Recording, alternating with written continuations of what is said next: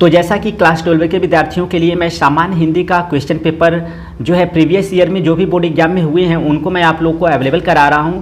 तो इससे पहले मैंने आपको 2022 का, 2021 का, 2020 का और आज की इस वीडियो में मैं आपको 2019 का सामान्य हिंदी का क्वेश्चन पेपर जो है शो करने वाला हूं, ताकि आप इन क्वेश्चन पेपर की मदद से अपने प्रिपरेशन को चेक कर सके और साथ ही साथ आप लोग आइडिया लगा सके कि किस तरह से जो है सामान्य हिंदी के क्वेश्चन पूछे जाते हैं और इन क्वेश्चन पेपर में जो क्वेश्चन पूछे गए उन्हें भी तैयार कर ले, क्योंकि आप लोग भी जानते हैं कि प्रीवियस ईयर में जो भी क्वेश्चन पूछे जाते हैं बहुत इंपॉर्टेंट होते हैं। तो पेपर का इंटरफेस कुछ इस तरह से आप लोग देख लीजिए। 2019 का सामान्य हिंदी का पेपर है कक्षा 12 के विद्यार्थियों के लिए। यहाँ पर आपका खंड क से जो है क्वेश्चन पेपर स्टार्ट हो रहा है। इसमें पहले वाले क्वेश्चन में क ख ग घ अंगा करके 5 बहुविकल्पी प्रश्न देखने को मिलेगा, जो कि आपकी हिंदी गद्य से संबंधित होगा। तो यहाँ पर क वाला क्वेश्चन है विचार प्रवाह के लेखक है, तो कौन है, सही विकल्पों को चुनाव करना है। इसके बाद हम लोग बढ़ते हैं ख वाले क्वेश्चन की तरफ। तो कह रहा है कि मैला आंचल किसका उपन्यास है। यहाँ पर भी 4 विकल्प है। इसके बाद ग वाला क्वेश्चन है प्रताप पत्रिका के संपादक हैं, तो कौन है आपको बताना है। इसके बाद घ वाला क्वेश्चन है हिंदी एकांकी का जनक किसे माना जाता है। 4 विकल्प यहाँ पर आपको देखने को मिला। अगर आपको पेपर स्पष्ट रूप से न दिख रहा हो तो आप लोग नॉलेज बीम एप्लीकेशन से पेपर को जो है PDF के रूप में डाउनलोड कर सकते हैं। लिंक वीडियो को डिस्क्रिप्शन में मैंने दिया हुआ है। इसके बाद अंगा वाला आपका क्वेश्चन है जनमेजय का नाग यज्ञ नाटक के रचनाकार हैं। तो यह थोड़ा सा डिफिकल्ट क्वेश्चन आपको लग सकता है। आप लोग कमेंट करके बताइएगा 5 में से कितने क्वेश्चन आपको हिंदी गद्य से संबंधित आ रहे हैं।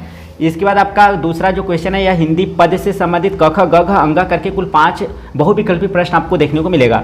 तो क वाला क्वेश्चन है कृति लता के रचनाकार हैं, तो कौन है। यहाँ पर भी 4 विकल्प है, सही विकल्प आपको चुनाव करना है। ख वाला क्वेश्चन है हरिऔध जी की कृति नहीं है, तो कौन सी नहीं आपको बताना है। 4 विकल्प है यहाँ पर। इसके बाद ग वाला क्वेश्चन आपका साहित्य लहरी के रचयिता है, तो कौन है। यहाँ पर भी आपको 4 विकल्प दिखाई दे रहा है, सही विकल्प आपको चुनाव करना है।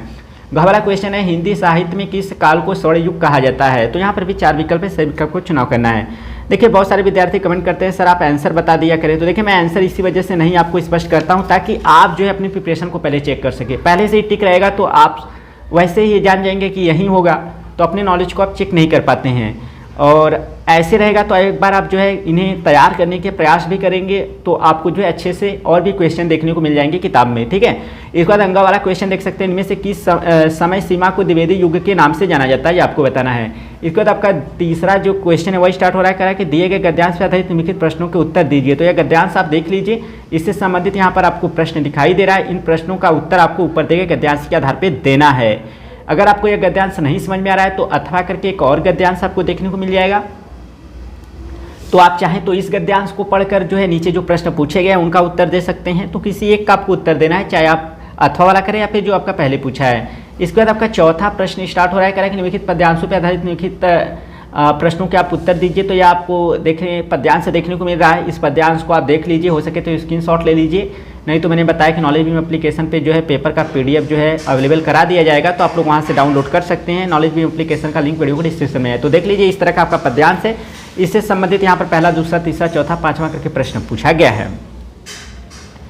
इसके बाद हम लोग आगे बढ़ते हैं तो अथवा करके देख सकते हैं एक और पद्यांश देखने को आपको मिल रहा है। इस पद्यांश को आपको पढ़ना है और पढ़ने के बाद जो है यहाँ पर आपको पहला, दूसरा, तीसरा, चौथा और 5वां करके प्रश्न देखने को मिल जा रहा है। तो अगर आपको एक पद्यांश नहीं समझ में आ रहा है तो अथवा वाला कर सकते हैं आप, ठीक है। कोई एक करना है आपको और उनसे संबंधित जो प्रश्न पूछे गए उनका आपको उत्तर लिखना है।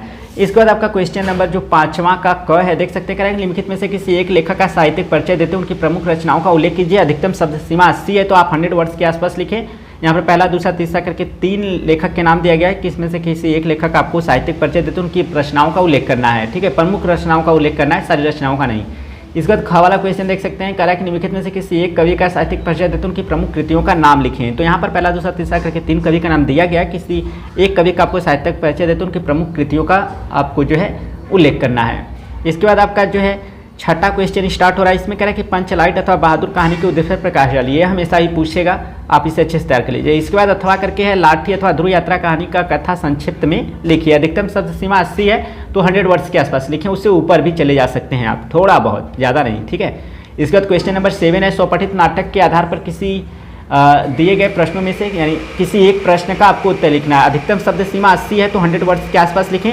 तो स्वपठित है, देखिए जो भी आप पढ़ते हैं नाटक, उसी के आधार पर किसी एक प्रश्न का आपको उत्तर लिखना है। तो यहाँ पर देख सकते हैं पहला वाला किस तरह से क्वेश्चन पूछा गया है, इसमें अथवा करके है। इसके बाद देख सकते हैं आपका यह इस तरह से है। तो यह जो आपका टॉपिक है यह 2023 में आपको देखने को नहीं मिलेगा, तो यह जो है मैं आपको बस दिखा दे रहा हूँ ठीक है, इसको आपको तैयार करने की ज़रूरत नहीं है। आपको देखिए इस तरह से पूछेगा, स्वपठित खंड के काव्य के आधार पर किसी एक खंड के एक प्रश्न का उत्तर दीजिए। यह देखिए 2023 के पेपर में आपको देखने को मिलेगा। तो इसमें जो भी आप खंड काव्य पढ़ते हैं उसमें से किसी एक प्रश्न का आपको उत्तर लिखना है। मान लीजिए आप श्रवण कुमार खंड का पढ़ते हैं तो आपको केवल एक प्रश्न का इसमें से उत्तर देना होगा, अथवा करके 2 क्वेश्चन पूछा गया है। तो आपके जिले में कौन सा खंड काव्य चलता है, आपको उसी का जो है एक प्रश्न का उत्तर लिखना है। जैसे कि वाराणसी में जो है रश्मि रति खंड काव्य चलता है, तो इसमें से किसी एक प्रश्न का उत्तर वाराणसी के जो विद्यार्थी होंगे वह देंगे। ठीक है, तो जो भी खंड काव्य आप पढ़ते हैं उसी का आपको जो है किसी एक प्रश्न का उत्तर आपको लिखना है।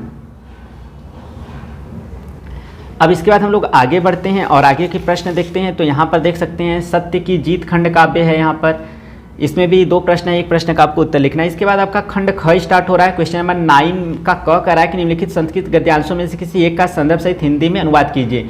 तो यह गद्यांश आप देख लीजिए, आपको संदर्भ के साथ हिंदी में अनुवाद करना है। यहाँ पर अथवा करके है, तो अगर आपको एक गद्यांश न समझ में आए तो अथवा करके यहाँ पर एक दूसरा गद्यांश है, इसका आप जो है संदर्भ के साथ हिंदी में अनुवाद कर सकते हैं। इसके बाद आपका ख वाला क्वेश्चन देख सकते हैं, कह रहा है कि दिए गए श्लोकों में से किसी एक का संदर्भ सहित हिंदी में अनुवाद कीजिए। तो यहाँ पर श्लोक दिखाई दे रहा है, किसी एक श्लोक का आपको संदर्भ के साथ जो है हिंदी में अनुवाद करना है।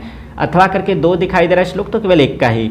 इसके बाद क्वेश्चन नंबर 10 जो है कह रहा है कि निम्नलिखित मुहावरों तथा लोकोक्ति में से किसी एक का अर्थ लिखकर वाक्य में प्रयोग कीजिए। इसमें पहला, दूसरा, तीसरा, चौथा करके देखने को आपको मिल रहा है 4 मुहावरे या लोकोक्तियाँ, इनमें से केवल आपको एक का ही अर्थ लिखकर वाक्य में प्रयोग करना है।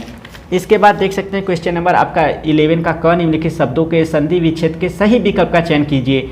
इसमें आप देख सकते हैं पहला में कह रहा है कि तथापि का संधि विच्छेद है, तो इसी तरह आपको 4 विकल्प दिखाई दे रहा है। इसी तरह दूसरे में भी आपको परमेश्वर का संधि विच्छेद करना है, 4 विकल्प दिया गया, सही विकल्प का चुनाव करना है। और गायिका बहुत इंपॉर्टेंट है, ठीक है, नाविका, गावक और गायिका, यह सब बहुत इंपॉर्टेंट है, इनका आप अच्छे से तैयार कर लीजिएगा। तीसरे में देख सकते हैं गायिका का संधि विच्छेद आपको क्या है सही, आपको सही विकल्प का चुनाव करना है। इसके बाद आपका ख वाला क्वेश्चन जो है उसमें पहला वाला क्वेश्चन देख सकते हैं, रजनी में विभक्ति और वचन आपको बताना है रजनी में, ठीक है, इसमें आपको 4 विकल्प दिखाई दे रहा है। इसके बाद सर्वेशाम में विभक्ति और वचन आपको बताना है, 4 विकल्प दिया गया है। इसके बाद क्वेश्चन नंबर 12 देख सकते हैं आपका कह रहा है, इसमें क वाले में निम्नलिखित शब्द युग्मों का सही अर्थ चयन करके लिखिए। तो आपको शब्द युग्म दिखाई दे रहा है, सही आपको जो है सही विकल्प का चुनाव करना है ऊपर दिए गए शब्द युग्मों के लिए, ठीक है।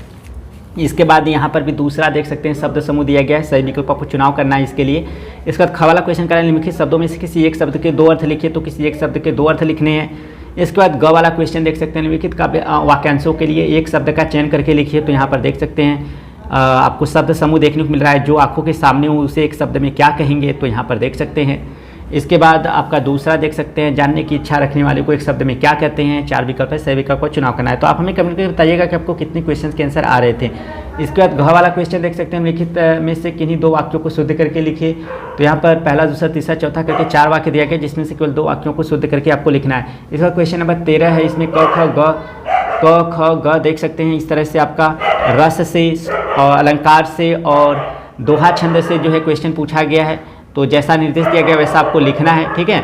इसके बाद आपका जो है अगला क्वेश्चन जो है वह देखते हैं, क्वेश्चन नंबर जो 14 है, इसमें कह रहा है कि रोजगार करने के लिए बैंक से ऋण प्राप्ति हेतु तो बैंक के प्रबंधक को आवेदन पत्र लिखे, या फिर अथवा करके भी है किसी कार्यालय में लिपिक पद में नियुक्ति हेतु कार्यालय अधीक्षक को संबोधित करते हुए आवेदन पत्र प्रस्तुत कीजिए, ठीक है। इसके बाद जो है आपका क्वेश्चन नंबर 15, निम्नलिखित विषयों में से किसी एक विषय पर अपनी भाषा शैली में आपको निबंध लिखना है। और जब भी आप निबंध लिखें किसी भी टॉपिक पर तो लगभग 150 शब्दों में लिखिए। तो यहाँ पर पहला, दूसरा, तीसरा, चौथा, 5वां करके 5 टॉपिक दिखाई आपको देखने को मिला, किसी एक टॉपिक पर आपको अपनी भाषा शैली में निबंध लिखना है। तो यह था कक्षा 12 के विद्यार्थियों के लिए वर्ष 2019 का सामान्य हिंदी का क्वेश्चन पेपर, जिसे मैंने आपको शो किया। अगर आपको इंग्लिश का अच्छी तरह तैयारी करना है बोर्ड एग्जाम 2023 के लिए, तो नॉलेज व्यू एप्लीकेशन को प्ले स्टोर से डाउनलोड कर ले और हमारे चैनल को भी चेक करेंगे तो आसानी से जो है आपको इंग्लिश का प्रिपरेशन देखने को मिल जाएगा। तो इस वीडियो में फिलहाल इतना ही, मिलते हैं नेक्स्ट वीडियो में। तब तक के लिए thank you so much for watching this video.